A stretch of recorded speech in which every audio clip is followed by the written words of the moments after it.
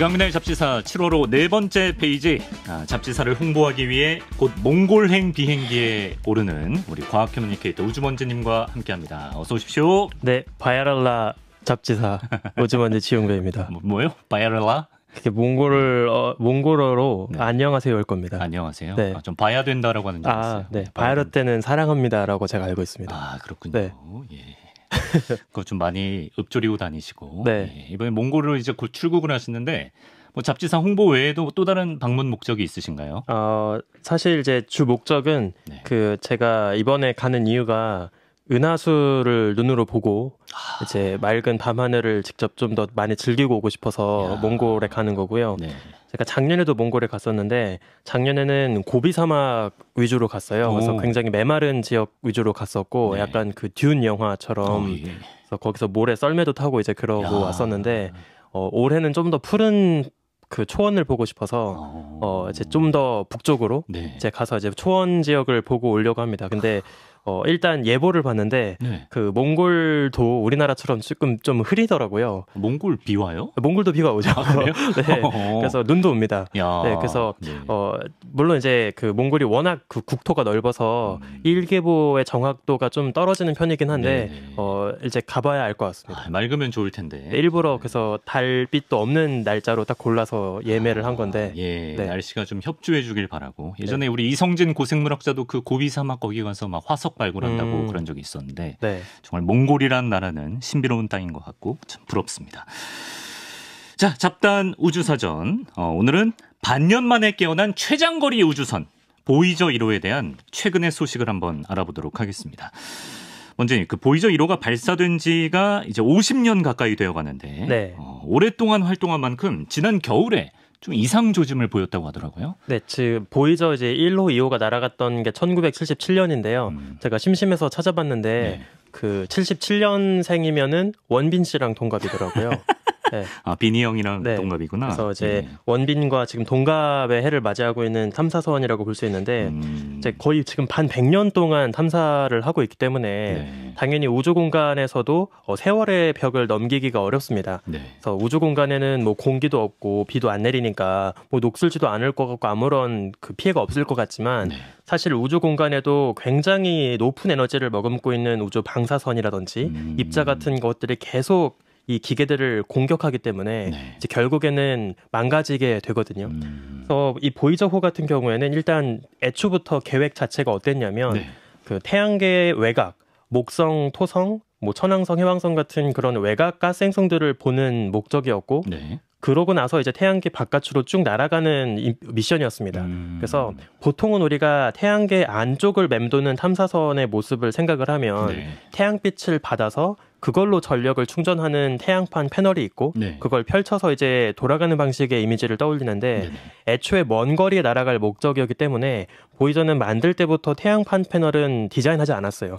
별로 소용이 없는 거죠. 태양과 멀리 떨어질 예정이었기 때문에. 네. 그래서 이제 당시 보이저호는 그 약간 핵 연료라고 하죠. 그래서 네. 플루토늄이라고 하는 그 성분이 네. 이제 붕괴할 때 발생되는 열로 전력을 충당하는 방식이었는데 네. 다만 이제 이것도 반감기라고 해서 네. 그 전력이 점점 줄어드는 그 제한 기간이 있습니다. 네. 그래서 한 20년 정도가 흐르면서 전력이 거의 절반으로 줄었고 네. 지금은 이제 거의 전력을 만들지 못하는 상태로 이제 혼자 우주를 떠돌고 있는 거죠. 네네. 이제 그러면서 조금씩 다른 장비들도 전원을 껐었고 남아있는 정말 그 기본적인 장비들만 가지고 네. 지구와 생체 신호를 주고받으면서 아직 나 살아있다. 이제 생존 신고 정도만 하는 방식으로 계속 이제 여행을 이어가고 있는 거죠. 예.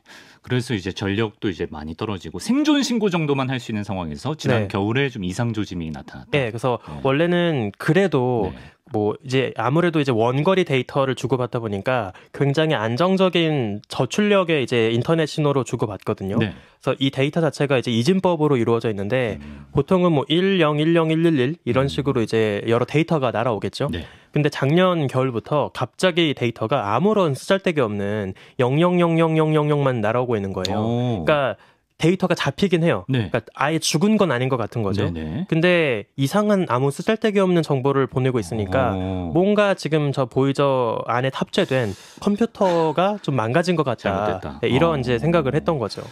그럼 어떡하나요? 이미 너무 멀리 가버려서 이거 뭐 고칠 수도 없고 뭐 고의 이대로 보내줘야 되나요? 예. 이게 정말 전 대단하다고 생각을 하는데 네. 지금 보이저가 이제 대략 어느 정도 거리에 떨어져 있냐면 우리 지구로부터 한 200억 킬로미터 거리에 떨어져 있어요. 네. 이 정도 거리면 빛의 속도로 메시지를 보내도 네. 가는 데까지 22시간 걸리고요. 다시 돌아올 때 답장을 받기까지도 22시간, 22시간이 걸리는 거죠. 그러면은 지구에서 네. 만약에 무슨 명령어를 보내가지고 네. 그 커맨드 답장을 딱 받는다라고 하면 네. 보이저가 칼답을 보내도 네. 한 44시간을 기다려야 되니까 빛의 속도로 보내도. 그렇죠. 예. 이틀 정도 기다려야 되는 거예요. 그러니까 엔터 딱 치면 답을 받기까지 예. 이틀 정도 기다려야 아유, 이제 답을 받을 수 있는 어떻게 거예요. 참아. 근데 그 먼 거리에 떨어져 있지만 최근 나사의 엔지니어들이 정말 한 5개월간의 끈질긴 사투 끝에 네. 이 보이저를 다시 되살리는 데 성공을 했습니다.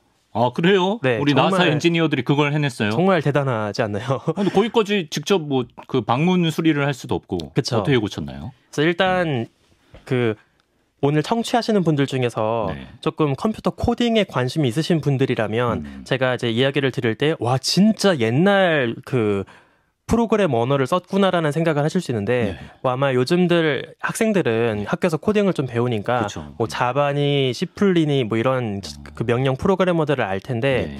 그 당시에 이 보이저를 만들 때 썼던 프로그램 언어가 포트란 5라고 해서 지금은 그 누구도 쓰지 않는 프로그램 언어입니다. 예, 예. 그래서 사실 이 보이저가 망가졌을 때 네. 제일 큰 문제 중에 하나가 뭐였냐면 이제는 현재 나사에서 근무하고 있는 젊은 엔지니어들 중에 그 누구도 그 언어를 쓸 줄 아는 사람이 거의 없는 거예요. 고어가 됐구나. 그렇죠. 이제 고어가 된 거죠. 예, 약간 그 벽화 언어처럼. 예, 예. 그래서 이제 그런 굉장히 현실적인 문제들이 많이 있었는데 어쨌든 어떤 식으로 이제 고치게 되냐면 네. 일단 계속 코드를 돌려서 네. 어느 파트에서 문제가 지금 생기고 있는 건지를 확인을 해야 됩니다. 네. 그래서 우리가 이걸 리드아웃 데이터라고 하는데 네. 그 한 줄 한 줄 코드를 계속 조금씩 진행을 해 나가면서 어디에서 오류가 나는지 좀 시체말로 어디에서 뻑이 나고 있는지를 이제 우리가 확인을 하는 거예요. 예. 그러면 코드가 첫 번째 줄부터 뭐 1000줄까지 있다라고 하면 네.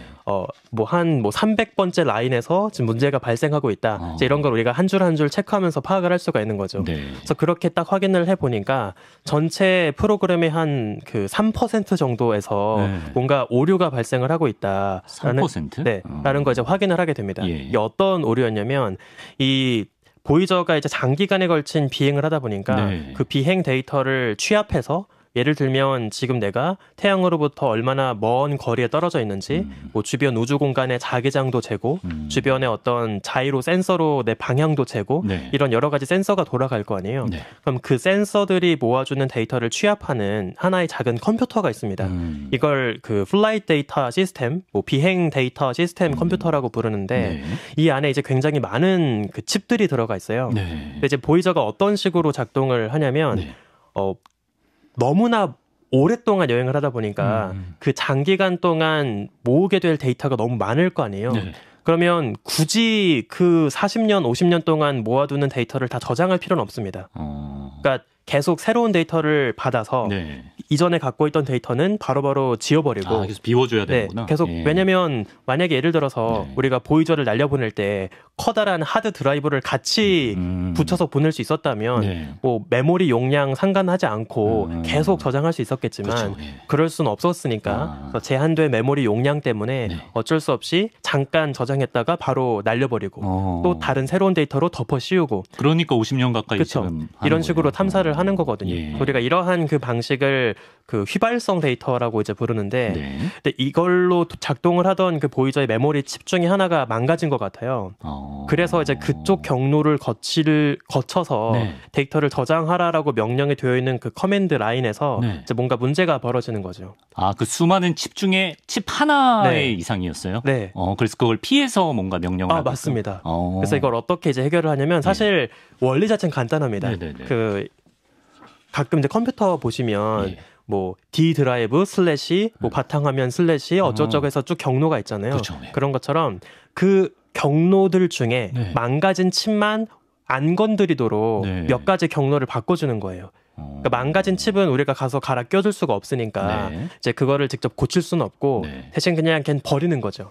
그래서 그것만 빼고 나머지 메모리 칩으로 이제 우회해서 이제 데이터를 다시 저장하고 돌아갈 수 있도록 이제 코드를 조금 손보는 거예요. 예. 사실 이런 그 위험 사태를 대비해서 네. 원래 보이저호에는 2대의 컴퓨터가 이제 백업으로 들어가 있었거든요. 그래서 FDS가 한 대가 더 있었는데 네네. 안타깝게도 이 백업 컴퓨터는 발사가 되고 나서 한 4년 만에 네. 1981년에 바로 망가졌습니다. 아, 진작에. 네, 그래서 이 백업 컴퓨터를 바로 갈아 끼워서 고치는 거는 이제 선택할 수가 없는 옵션이었고, 네. 그래서 그나마 지금 살아있는 나머지 딱 하나 컴퓨터에서 네. 이제 코드를 바꿔가지고 고쳐야 하는 거죠. 네. 그래가지고 정말 그 4개월, 5개월 동안 네. 천문학자들이 열심히 코드를 쫙 바꿔가지고 그거를 이제 보이저한테 보냈습니다. 그랬더니 네. 드디어 올해 네. 다시 보이저가 아, 이게 된다고? 0000만 보내고 있다가 네. 다시 정상적인 데이터를 보내오는 거를 확인을 하게 된 거죠. 10110011. 네. 아니 이게 된다고? 우리 정말- 하다못해 집에 에어컨이 고장나도 네. 원격 수리 안 해주시는데 네. 이거를 지구에서 아까 뭐 200억 킬로미터? 네, 맞습니다. 아 이거를 그리고 컴퓨터 보이저 1호에 있는 컴퓨터도 되게 구형일 거 아니에요? 맞습니다. 근데 그게 됩니까 지금? 그러니까 정말 네. 저도 아주 대단한 그 일들이라고 생각을 하는데, 우리가 얼핏 생각하면 사실 많은 분들이 이제 특히 뭐 40년, 50년 전에 우주 탐사를 어떻게 할 수 있었느냐 네. 이런 이야기들도 많이 하시지만 네. 뭐 단적인 예로 되게 유명한 이야기 중에 하나가 네. 뭐 아폴로 미션 때 날아갔던 그 사용했던 컴퓨터는 우리가 흔히 집에서 사용하는 그 닌텐도 오락기 수준에 맞먹는 정도의 용량을 가지고 있다. 뭐 이런 아폴로에 있는 게? 네, 이런 이야기도 하거든요. 예. 그러니까 사실은 물론 이제 그 후진 컴퓨터를 쓰면 네. 그만큼 실제 사람이 좀 더 귀찮은 작업을 해야 하기는 하지만 네. 그래도 불가능하진 않습니다. 네, 그래서 사실 우주에서 탐사 로봇이 날아가는 그 경로나 궤적은 네. 결국에 태양과 행성들의 중력으로만 결정되는 계산이기 때문에 물론 요즘은 더 섬세하고 복잡하게 계산을 하기는 하지만 네. 큰 틀에서 보면 아주 복잡한 계산을 요구하지는 않거든요. 그래서 충분히 그 시대도 다 가능했던 그런 이야기라고 볼 수 있습니다. 정말 인류의 기술의 끝은 어디인가? 네. 정말 존경의 박수를 보내고 싶고요. 자, 이렇게 새 생명을 얻게 된 보이저 1호. 그럼 이제 앞으로 또 열심히 망망대해와도 같은 우주를 열심히 유영을 할 텐데 앞으로의 그런 보이저 1호의 향후 일정은 어떻게 되나요? 향후 일정? 네. 예. 일단 그 보이저호 이야기를 할 때마다 사실 이제 과학자 입장에서 조금 흥미로운 포인트가 하나 있어요. 아까 말씀하신 것처럼 사실 보이저호는 이미 진작에 태양계 경계를 벗어나기 시작할 때부터 몇 년 전부터 거의 대부분의 탐사를 위한 센서나 카메라 같은 장비는 다 전원을 껐습니다. 네. 왜냐하면 카메라 같은 장비가 너무나 전력을 많이 소모하기 때문에 네. 그래서 그 가장 유명한 태양계를 벗어나기 직전에 태양계 안쪽으로 카메라를 돌려서 태양계 가족 사진을 찍었던 사진 있잖아요. 예. 그 중에 또 하나가 우리 지구를 찍었던 그 창백한 푸른 점이라고 하는 사진이 있는데 그 사진을 마지막으로 찍고 나서 이제 카메라 같은 장비를 다 껐어요. 그래서 실질적으로 지금 보이저호는 뭐 별다른 어떤 과학적인 탐사로서의 기능은 딱히 하고 있지 않거든요. 그러니까 임무라는 말도 좀 거창하네요. 그렇죠. 그냥 예. 정말 계속 나 점점 살아있어. 더 멀리 가고 있다. 아직 나 살아있다. 위치 정도만 알려주는. 네, 사실 저는 그래서 예. 약간 그 보이저호를 볼 때마다 어떤 좀 생각이 드냐면 네네네. 조금씩 인류의 인공물체가 그 더 먼 곳까지 네. 여기까지 점령했다라는 거를 조금씩 내세우는 일종의 순수비? 약간 좀 우주 순수비 같은 느낌이 그런 들기도 느낌이네. 해요. 예. 그래서 이제 사실 과학적인 역할은 딱히 없는데 네. 여전히 사람들은 보이저 이야기가 나오면 되게 감상해졌고 여전히 좀 사랑하는 그런 느낌이 들더라고요. 맞아요. 그래서 과학자로서 굉장히 좀 희한하다, 신기하다 이런 생각이 드는데 네. 앞으로 한 2030년쯤이 되면 네. 결국에 남아있는 전력은 다 죽을 거라고 이제 예상을 하고 있고요. 이제 그땐 정말 지구와 교신도 하지 못하는 정말 깡통째로 그냥 이제 우주를 누비는 그런 상태가 될 거라고 2030년에? 예상을 하고 있습니다. 근데 아마 계속해서 별다른 간섭 없이 쭉 가던 길을 간다면 이제 우리 태양계를 감싸고 있는 그 해성들의 구름이라고 하는 오르트 구름이라는 구조가 있거든요. 아마 한 3000년쯤 지나면 이제 오르트 구름의 안쪽 경계에 진입을 할 거예요. 3000년 지나면. 예, 3000년. 그리고 오르트 구름의 바깥 경계를 벗어나서 정말 진정으로 이제 태양계 바깥 성간 우주, 인터스텔라 우주에 진입을 했다라고 딱 이야기할 수 있을 때가 되려면 앞으로 한 7만 년은 더 날아가야 할 겁니다. 7만 년? 7만 년 별거 아니죠. 이 시간을 하다 보니까 7만 년 정도. 그래서 인류가 날려보낸 가장 먼저 태양계 바깥으로 날려보낸 그 우주 순수비가 태양계 바깥까지 도달을 하려면 적어도 10만 년의 스케일이 아직은 필요한 거죠. 10만 년. 네. 10억 년 뒤를 예측한 분도 있나요? 10억 년? 그 최근에 되게 재밌는 그 연구가 하나 있었는데 그 한때 태양계 바깥에서 날아와서 이거 외계인 우주선이다 막 이런 논란이 있었던 천체가 하나 있어요. 그 오umu아무아라고 아마 우주 좋아하시는 분들은 많이 들어봤을 텐데요. 이 오umu아무아를 관련해서 되게 디테일한 연구를 했던 그 하버드 천문학 자 중에 그 아비 로에비라고 하는 분이 있습니다. 근데 이분이 최근에 이제 어떤 그 분석을 했냐면 한 그 네티즌으로부터 이제 질문을 받은 거예요. 그래서 혹시 보이저가 앞으로 10억 년 더 여행을 한다고 하면 그때쯤엔 어느 정도 거리까지 도달을 할 수 있을까? 이거를 이제 물어본 거죠. 그래서 그거를 되게 과학적으로 접근을 해가지고 실제 우리 태양계 주변 우리 은하계 속의 별들이 어떤 식으로 지금 궤도를 돌고 있는지 또 은하계 중심으로부터 외곽까지 별과 물질의 질량이 어떻게 분포하는지 그거를 반영해서 앞으로 보이저호가 어느 정도 거리까지 이제 날아갈지를 한번 계산을 해본 거예요. 그랬더니 앞으로 10억 년 정도가 흐르게 되면 그때 태양계가 놓여 있는 위치의 정반대편, 은하계 정반대편까지는 갈 수 있을 거다. 네, 라고 이제 지금 태양계를 하게 기준으로 해서 완전 대척점에 있는. 네, 맞습니다. 10억 년 지나면? 10억 년 정도가 지나야 이제 우리 은하계 반대편까지 보이저가 도달을 할 수 있는 거죠. 근데 요 계산 결과를 가지고 이제 우리가 어떤 재밌는 추론을 해볼 수 있냐면 그러면 만약에 설령 우리 태양계 안쪽으로 어떤 외계 문명이 보낸 인공 물체가 날아왔다고 생각을 해볼게요. 그리고 뭐 어떨지는 모르겠지만 그 외계인들도 우리와 그다지 다르지 않은 수준의 과학 기술을 갖고 있다고 생각을 해보는 거예요. 뭐 이제 보이저 1호의 그 골든 레코드 있잖아요. 그런 걸 이제 외계에서 우리한테 보냈다. 그러면 외계인들이 보낸 무언가가 뭐 한 5억에서 10억 년 정도를 쭉 떠돌다가 우리 태양계로 왔다는 거일 텐데 그때 우리가 운 좋게 뭘 발견했다라고 기뻐할지언정 이미 그거는 10억 년 전에 날려보낸 거일 거 아니에요.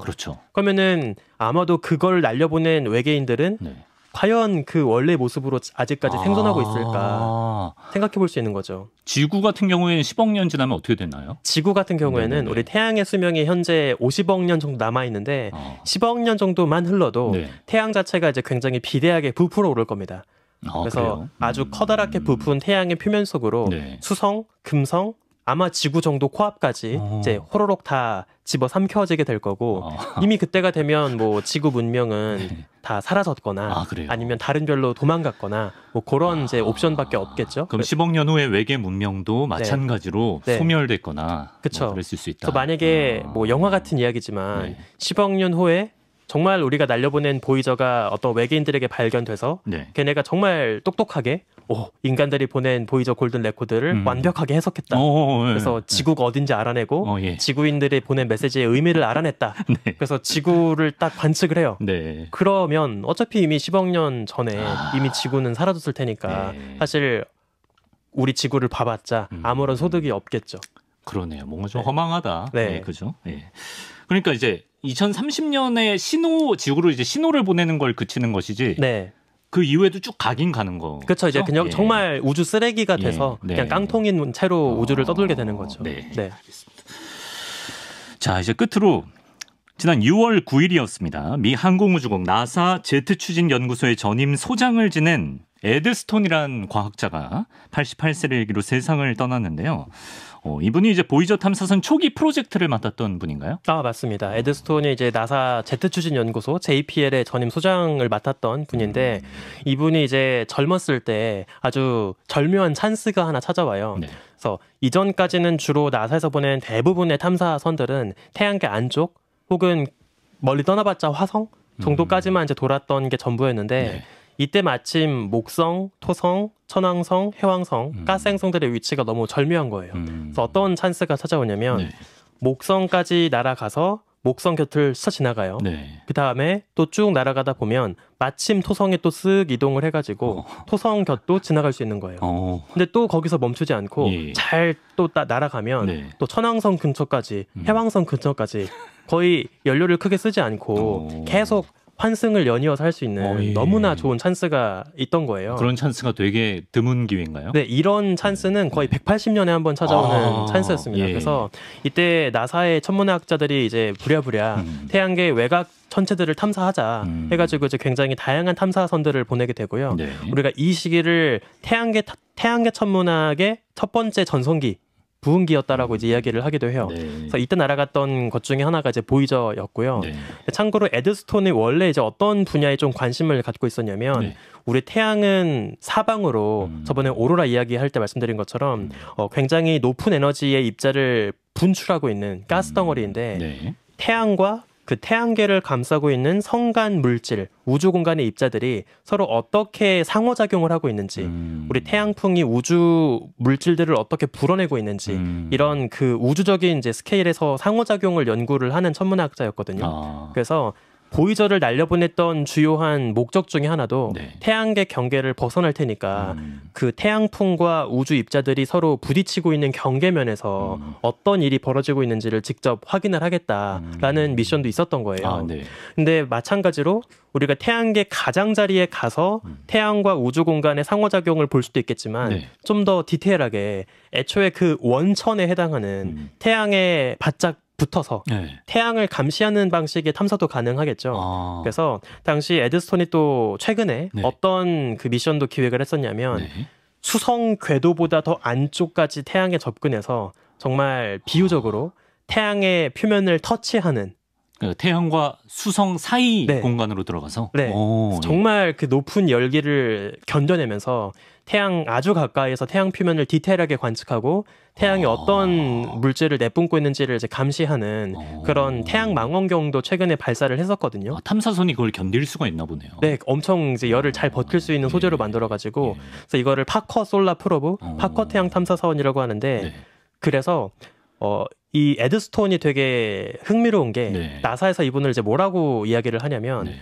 파커 솔라 프로브는 태양 표면에 가장 가까이 다가간 탐사선이었고 보이저호는 태양으로부터 가장 멀리 날아간 탐사선이잖아요. 그렇죠. 그래서 인류 역사상 유일하게 네. 태양에서 가장 가까이 네. 그리고 태양에서 가장 멀리 탐사선을 날려보낸 유일한 과학자다. 네, 라고 이제 이야기를 합니다. 그러니까 인류 우주 탐사 그 네. 양쪽에 순수비를 다 세운 분이네. 그렇죠. 가장 그죠? 안쪽과 예. 가장 바깥쪽으로 자신의 흔적을 남긴 아주 멋진 경험을 한 거죠. 그래서 이분이 안타깝게도 지난 몇 주 전에 이제 세상을 떠나셨는데 네. 그래서 이 보이저호가 워낙에 이제 거의 50년 가까이 이어지고 있는 미션이다 보니까 네.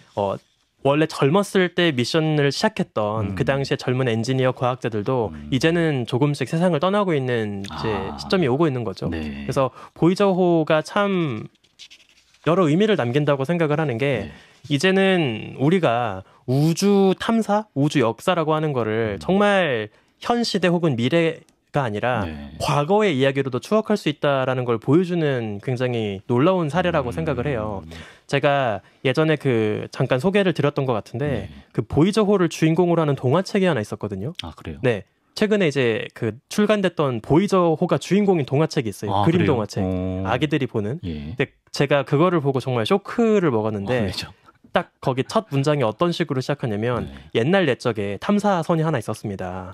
이렇게 이야기를 하거든요. 그러니까 제가 딱 그 문장을 보고 아 그렇지. 보이저호도 이젠 옛날 이야기구나. 그렇죠. 우주 탐사도 이제 우리는 역사의 일부로 받아들일 수 있는 시대가 되었구나. 라는 생각이 들더라고요. 그러네. 사실 생각해 보면은 이건 제 개인적인 감상인데 요즘에 우리가 이제 볼 수 있는 여러 영화들 예를 들면 닐 암스트롱을 주인공으로 했던 퍼스트맨 같은 영화도 있고 그다음에 아폴로 11호 당시 이야기를 다뤘던 히든 피겨스 같은 영화도 있고 뭐 아니면 옛날 영화지만 톰 행크스가 주연으로 나왔던 아폴로 13 같은 영화도 있고 다 우주를 배경으로 하는 영화거든요. 근데 장르가 SF가 아니에요. 아, 그러면 사극이잖아요. 사극이다. 네, 역사극이잖아요. 그렇죠. 그러니까 우리가 그동안 고정관념 자체가 우주 얘기 다루면 다 SF라고. 우주를 무대로 하는 소설이든 영화는 다 픽션이다.